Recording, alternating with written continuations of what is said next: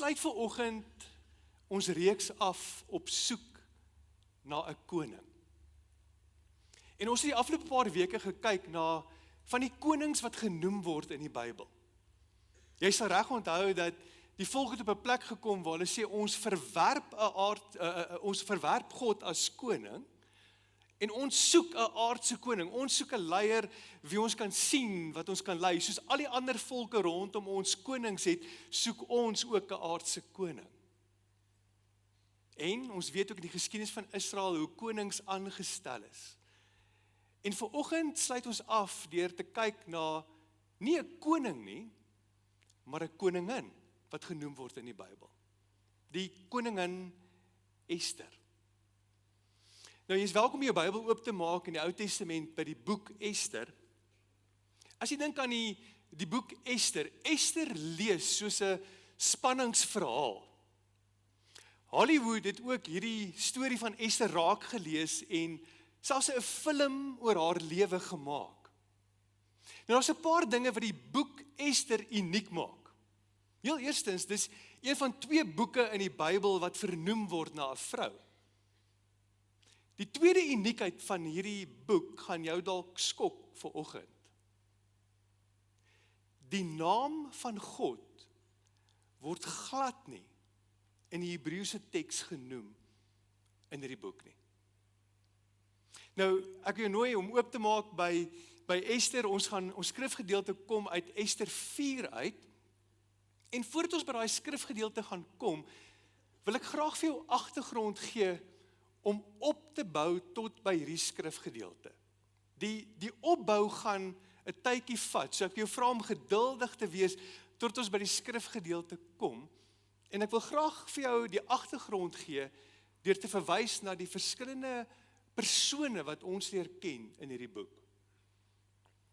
As jy jou Bybel daar het en hom oopmaak, sê jy sien die eerste persoon wat ons leer ken, sommer by die eerste vers in die boek, Ester 1 vers 1, is die koning. Die koning wat in bewind is, die Persiese koning Ahasveros. Nou, in die eerste vers lees ons sommer oor die magtigheid en die invloed en die krag wat hierdie koning het. Die eerste vers in hierdie boek sê vir ons dat hierdie koning het geregeer oor die Persiese ryk en sy regerings, hoe sal mens dit sê, die gebied waar hy regeer het gestrek van aan die een kant Indië na Egipte. En die Bybel sê vir ons in hierdie gedeelte waar hy regeer, was daar 127 provinsies. Dis 'n groot en 'n magtige koning.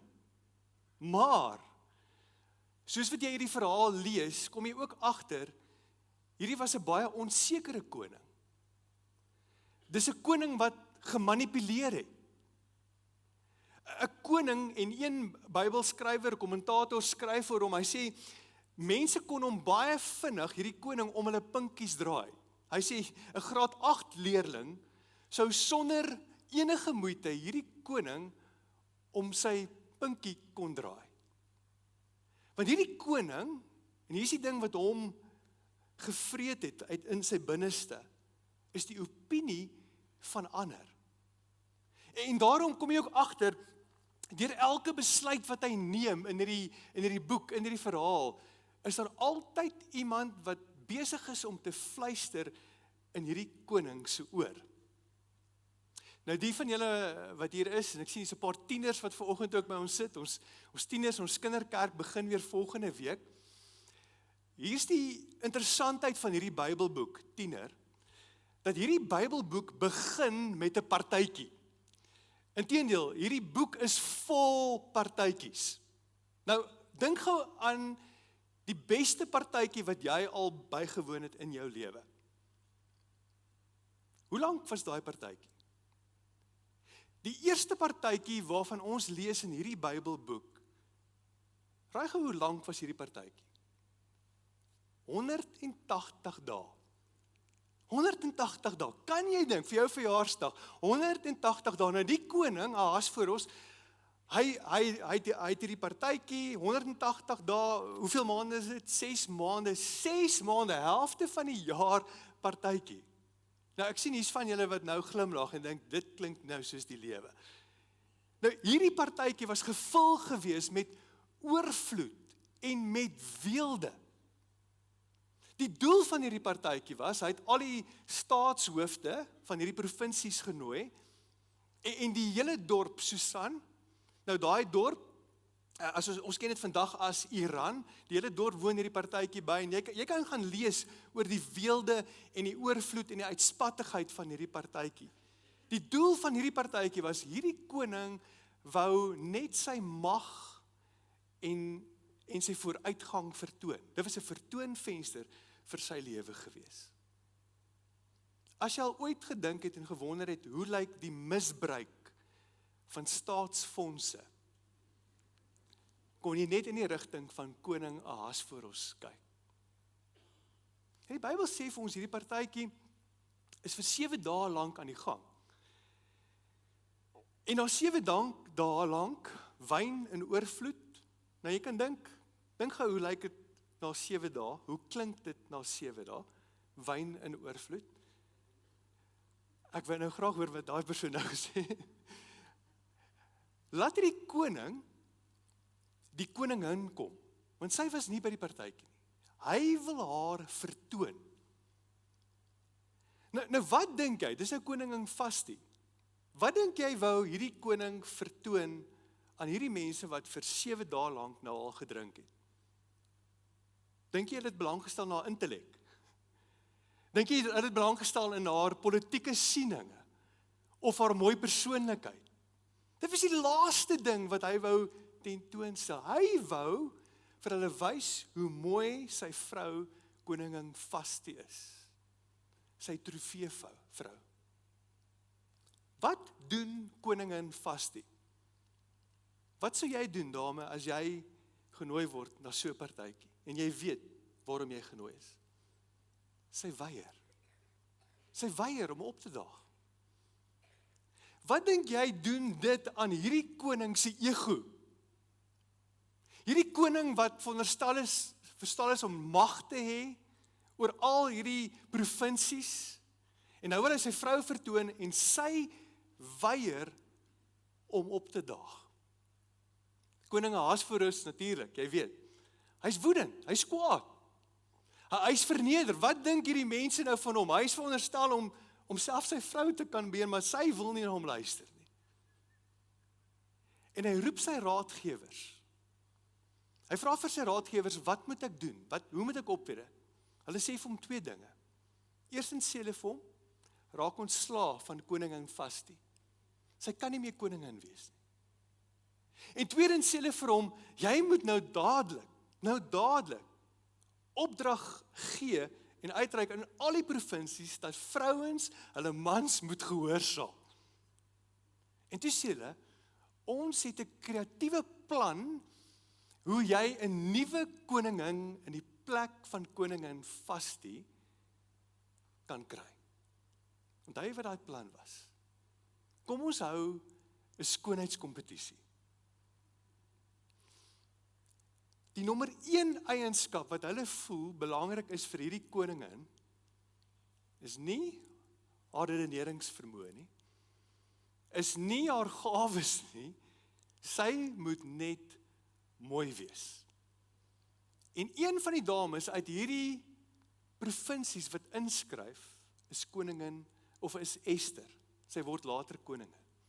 Nou 127 provinsies, 127 dames uit elke provinsie word genooi om deel te wees van hierdie skoonheidskompetisie. Dit bring ons by die tweede karakter, Esther. Esther leer ken ons, en ons weet Esther is 'n weeskind. Esther is 'n Jood, maar sy bly stil. Sy wil nie hê dat hulle moet weet, sy is 'n Jood nie. Haar ouers het gesterf, en sy is een van hierdie 127 dames wat inskryf vir mejuffrou Persie. Nou, vir 'n oomblik wil ek gou vir die dames vra om hieroor te dink.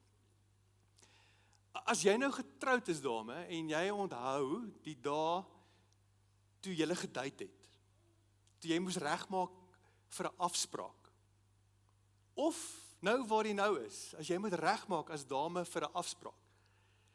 Kan ek gou vra vir al die dames om eerlik te wees? Wie van julle het al langer as 5 minute reggemaak vir 'n afspraak? Gaan dis. Ja, meeste van julle. Ek gaan dit nou so 'n bietjie meer druk. Wie van julle het al langer as 'n uur reggemaak vir 'n afspraak? En hier's 'n paar. Nou met die mans dalk, hoeveel van die mans sê my vrou maak altyd langer as 'n uur reg vir 'n afspraak? Hier's 'n paar wat al langer as 'n uur reggemaak het vir 'n afspraak. Wie van julle het al langer reggemaak vir 'n afspraak as wat die afspraak self was? Hier's 'n paar.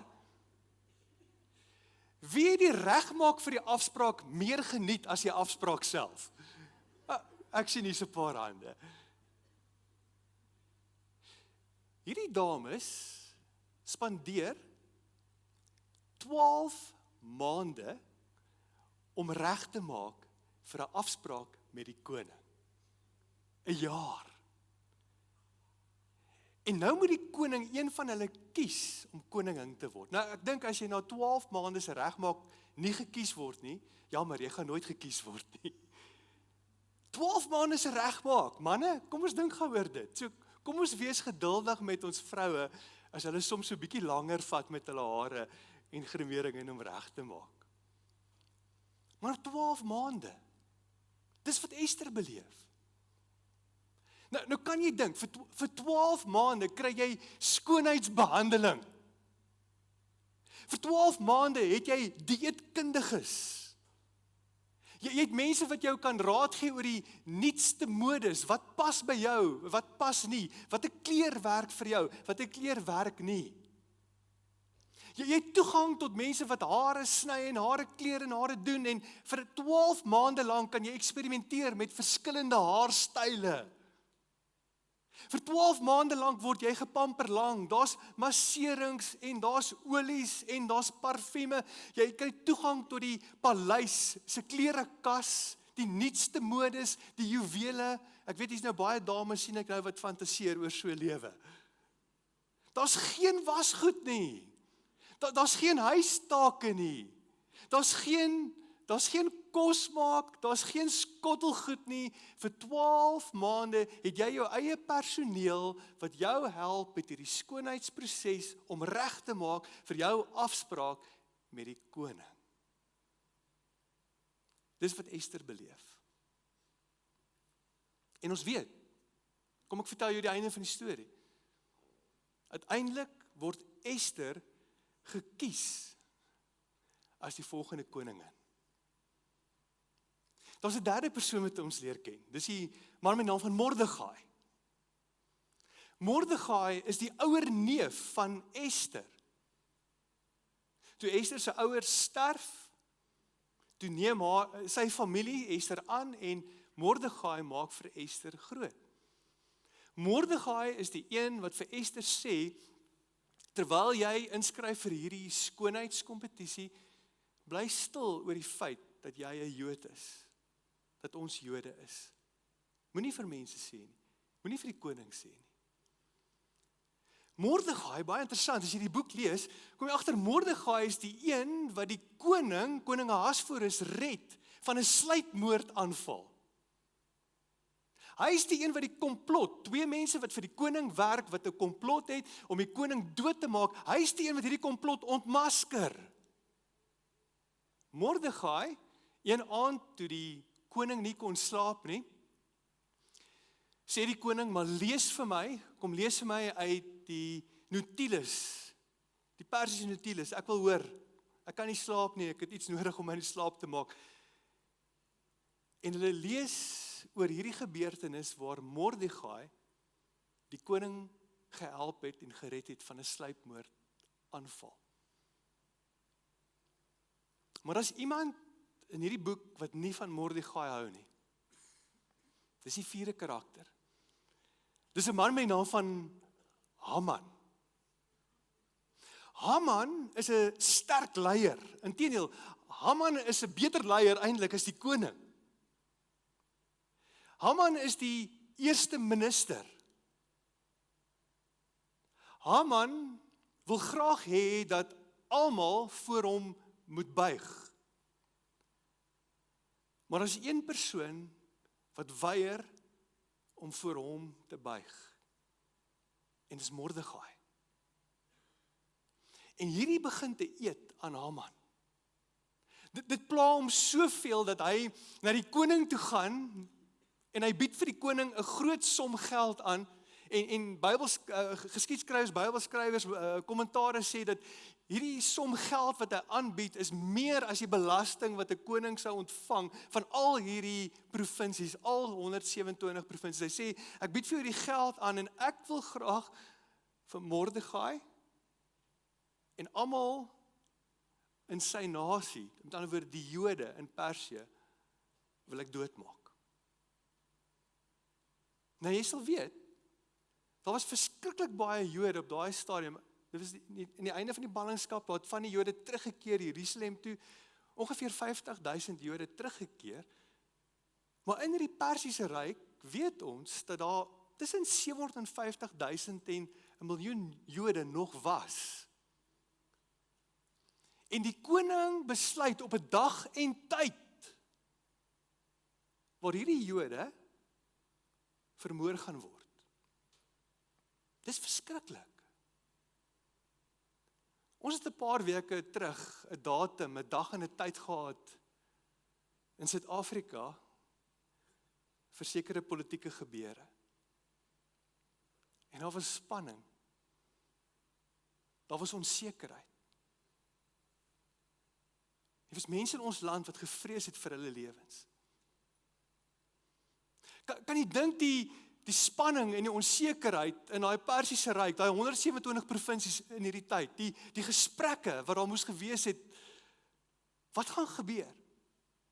Gaan ons dit maak? Moet ons vlug? Moet ons goed vat en loop? Dit gaan 'n verskriklike dag wees. En Mordegai weet, daar's een persoon wat ons kan help. Daar's een persoon wat invloed het, daar's een persoon wat guns het by die koning, daar's een persoon wat 'n posisie ontvang het. Hierdie een persoon is Ester. En Mordegai, en nou kom ons by ons skrifgedeelte, Mordegai gaan na Ester toe, en in Ester 4, vers 13 tot 14, dis ons skrifgedeelte vir oggend, sê die volgende vir Ester, hy sê, en hy, Mordegai, het vir Ester geantwoord, moenie dink net jy van al die Jode sal vrykom, omdat jy in die koning se paleis is nie. As jy nou swyg, en daar kom van 'n ander kant af uitkoms en redding vir die Jode, sal jy en jou familie omkom. Dis 'n gelaaide skrifgedeelte. Met ander woorde, Mordegai, kom ek sê dit in my eie woorde, Mordegai kom na haar toe en sê, hier gaan uitkoms wees. Dat God gaan voorsien, God het 'n missie, hy gaan Jode red, hy gaan nie dat ons doodgemaak word nie. Ester, jy het nou 'n keuse. Gaan jy ja sê vir God se missie, of gaan jy nee sê? Gaan jy stil bly en terugtreë? As ek dink aan ons lewens vandag, dan besef ek dat God het 'n missie. En jy en ek het 'n keuse, soos Ester, gaan ons ja sê vir daai missie, gaan ons saam met God werk, of gaan ons terugtreë en nee sê? Ek besef dat so baie van ons bid baie keer hierdie gebed, en dalk het jy dit al gebid, Here, wat is u wil vir my lewe? Het jy daai gebed gebid? As jy vanoggend 'n tiener is, as jy 'n jong volwassene is, as jy afgetree is of enigstens tussen daai ouderdomme is die kans goed dat jy al daai gebed gebid het. Here, wat is u wil vir my lewe? Miskien moet ons daai gebed 'n klein bietjie verander. Wat daarvan as ons bid en ons sê, Here, U het 'n missie in hierdie wêreld. Here, as ek dink aan die dorp waar ek woon, die provinsie waar ek woon, daar's 'n missie waarmee U besig is in Secunda. Daar's iets waarmee U besig is in my skool. Daar's iets waarmee U besig is in die plek waar ek studeer, in ons land. By my werkplek is U besig, Here. Here, U het hierdie gemeente, U het Kruikgemeente geroep vir 'n spesifieke missie. Hoe kan ek inval by hierdie missie? Hoe kan ek my lewe belyn met die missie van God? En ek weet nie of jy al oor gedink het nie, die missie van God gaan gebeur met of sonder ons hulp. As jy dink aan soveel voorbeelde in die Bybel, kom ek noem net een voorbeeld, dat die engel kom na Maria toe, en die engel sê, jy gaan swanger word, en Maria het die keuse. Gaan ek saamwerk? Gaan ek my lewe belyn met God se wil en missie of nie? As sy nee gesê het, sou God 'n ander vrou gekies het. Sy missie gaan aan, maar Maria sê ek is tot beskikking van God. Net so gaan sy missie aangaan met of sonder jou of my hulp. Ester kon nee gesê. En dan kom Mordegai verder en hy sê vir haar, wie weet, miskien is dit juis met die oog op 'n tyd soos hierdie, dat jy koningin geword het. Ester, daar's 'n rede hoekom jy hierdie posisie bekleed. Daar's 'n rede hoekom jy gekies is vir 'n tyd soos hierdie. En nou wil ek die vraag vra, hoe kan jy en ek ons lewens belyn met die wil en die missie van God? Vir jou werkplek, vir jou skool, vir hierdie gemeente, vir hierdie dorp. Hoe belyn ons dit? En ek wil 2 goed noem. Daar's iets waarvoor ons moet ja sê, en daar's iets waarvoor ons moet nee sê. Waarvoor moet ons ja sê? Sê ja vir geestelike hulpbronne. Ester kom agter. Sy sê, hierdie taak, hierdie roeping is groot. Ek kan nie net voor die koning verskyn sonder 'n uitnodiging nie. Hierdie is nou 'n daad van geloof en van dapperheid. Ek kan nie net staat maak op my good looks. Ek het hierdie kompetisie gewen op my mooi skoonheid nie. Ek kan nie net staat maak op my eie intellek, my eie vermoëns, my eie netwerke nie. Ek het 'n hulp nodig, groter as ek. Ek het bonatuurlike hulp nodig. Daarom lees ons in vers 16, lees gerus saam met my, sy sê vir Mordegai, sê, gaan maak al die Jode wat in Susan is, bymekaar en vas ter wille van my. Julle moet 3 dae, dag en nag, niks eet en drink nie. Ek en my kamerpersoneel sal ook vas, daarna sal ek na die koning toe gaan, al is dit teen die wet. As ek moet omkom, moet ek maar omkom. Dis 'n oorgawe. Ek het bonatuurlike hulp nodig. En daarom sien ons ook in hierdie gedeelte, daar's iets wat sy doen, wat haar lewe oopmaak vir die bonatuurlike werk en hulp van God. Sy vas. Vir 'n paar dae bly sy sonder kos. Jy sien, dis wanneer ons vas gaan nie soseer oor wat ons los in daai tyd nie. Maar dit gaan oor wat ek byvoeg, die tyd wat ek spandeer met God, wat ek ervaar saam met hom, die werk wat hy in en deur my doen. Sy vas en sy bid, basiese geloofsdissiplines. En dan sien ons ook, wat doen sy nog? Sy maak haar lewe oop vir mense rondom haar. Sy sê, dis nie ek wat dit alleen gaan doen nie. Daar's gesamentlike gebed en vas. Al die mense, die duisende Jode, kom ons vas saam, ons bid saam. En my kamerpersoneel gaan ook saam bid. Ek kon nie help om te dink aan ons gemeente nie. En ek besef ook, in ons gemeente is daar tans mense wat siek is. En ons WhatsApp groepe wat begin is, waar daar mense is wat saam bid en vertrou vir genesing. Ons het hulp nodig, groter as onsself. Ons het geestelike hulp nodig. Ek weet nie waarvoor die Here jou roep, in die plek wat hy jou geplaas het nie, die leierskapsposisie wat hy vir jou gegee het nie. Maar wat ek wel weet is, ons kan dit nie alleen doen nie. Ons kan dit nie in ons natuurlike krag en insigte doen nie. Ons het hulp nodig. Geestelike hulp. Wat sien ons nog by haar? Daar was 'n Mordegai. 'n Mordegai, hierdie neef, hierdie ouer neef, wat in haar lewe inpraat, wat haar uitdaag, en vir haar sê, moenie vassit in hierdie gemak nie, beweeg buite hierdie gemak, wees bewus dat God 'n droom en 'n plan vir jou lewe het. Het jy 'n Mordegai? Is jy 'n Mordegai? As tiener het ek 'n avontuurkamp bygewoon, nie so ver van hier af nie. En ek onthou, en hier is 'n baie ou illustrasie. Ek onthou ons het die aand langs die rivier gesit, nadat ons die hele dag soveel avontuurlustige dinge gedoen het in en om daai rivier. En die man wat hierdie kamp aangebied het 'n groot vuur gemaak, 'n bonfire. En daar was houtstompe op hierdie vuur gewees. En terwyl hy met ons praat, sê vir ons om na die vuur kyk, vat hy een van die stompe en hy sit een van die stompe langs die vuur neer. En hy sê ons is soos hierdie vuur. God roep jou om deel te wees van 'n geloofsgemeenskap. Maar wanneer jy kies om weg te stap en dinge op jou eie te probeer doen, is jy soos daai stomp, en na 'n paar minute toe ons daai stomp kyk, toe sien ons, daai stomp wat aan een kant geplaas het begin rook. Ons moes die rook uit ons oë uitvee, en daai stomp het uiteindelik dood gegaan. Later moes hy hom weer sit in die vuur, die res van die stompe. Maar dis presies wat ook met ons lewens gebeur.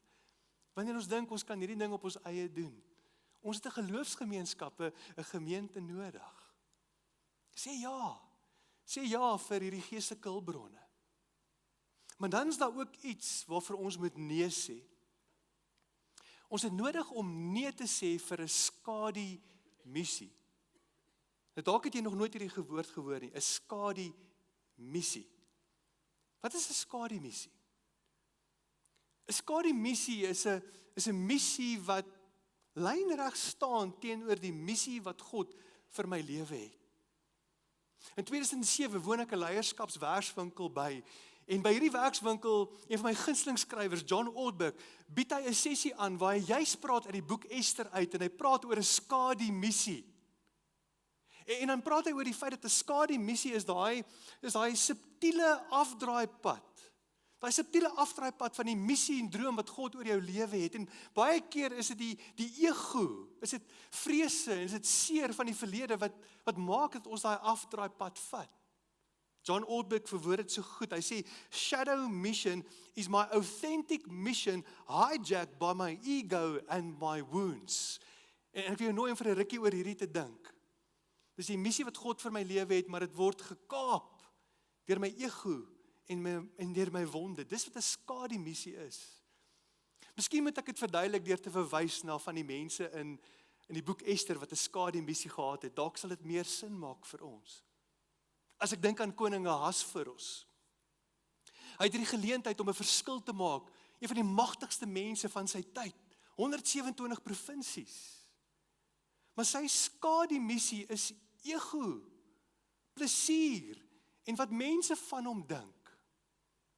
En daarom verval hy in daai skadu-missie. En die oomblik toe iemand soos 'n koning Vashti sy skadu-missie raak en bedreig, toe tree hy op. Daar's reaksie. As ek dink aan Haman, die eerste minister, 'n sterk leier. Kan jy dink aan die werk wat hy kon gedoen het vir geregtigheid? Maar hy kies 'n skadu-missie. Sy skadu-missie kan ons verwoord met een woord, en dis die skadu-missie van so baie mense van ons tyd. Dis die woord meer. Dit was sy skadu-missie. Hy het hierdie posisie om 'n verskil te kan maak, maar hy vat die afdraaipad.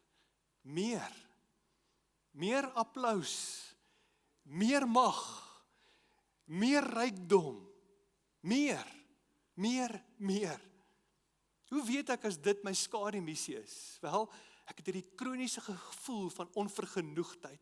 Ek sukkel om tevrede te wees. En nou staan Ester voor die keuse. Ester, jy het posisie. Ester, jy het invloed. Ester, dalk het God jou geplaas in hierdie plek met 'n spesifieke roeping en doel. En Ester moet kies. Die missie van God of skadu-missie. Die lewe van gemak in die paleis. Die lewe van weelde. Die lewe van selfbehoud. En ons weet dat Ester kies uiteindelik God se missie. Waarvoor moet jy nee sê? Waar het God vir jou posisie en invloed en geleenthede gegee? In jou skool, jou familie, in die dorp.